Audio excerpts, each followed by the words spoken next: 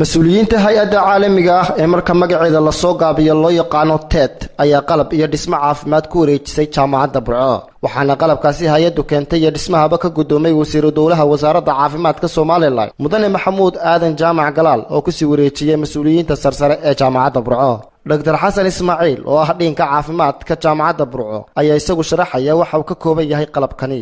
jaamacadda Burco lagu wareejinayo qalab ama agab waxbarasho oo ay lagu wareejinayso hay'adda TED la yiraahdo halkan waxa yaala alaab far badan oo runtii aan halkan ku koobi karayn halkan qaarkood ku aragtaan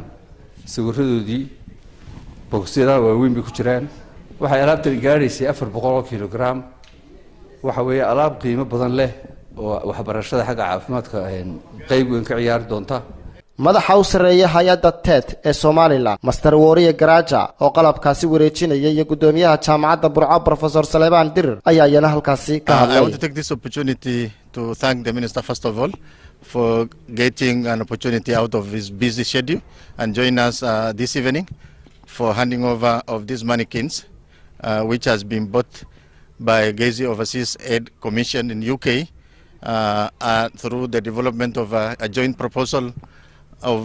Brown University and TED a year ago. farxad bay noo tahay in wasiirka iyo Wario ay maanta nala qaybsadaan ku wareejinta qalabkii caafimaadka ee ardayda lagu tababari lahaa fayskiisa ugu horeeyay waxa la yiraahdaa seeing is believing yani runtii waxa weeye waa wixii la taaban karay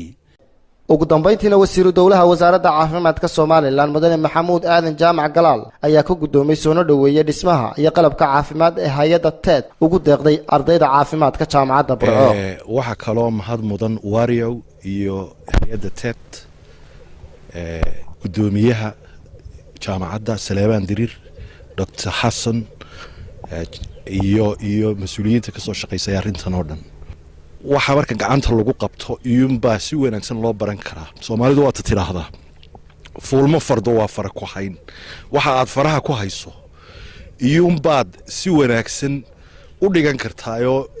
qalbiga iyo quluubta iyo maskaxda u degaya Xabiib Ciga Xasan Universal TV magaalada Burco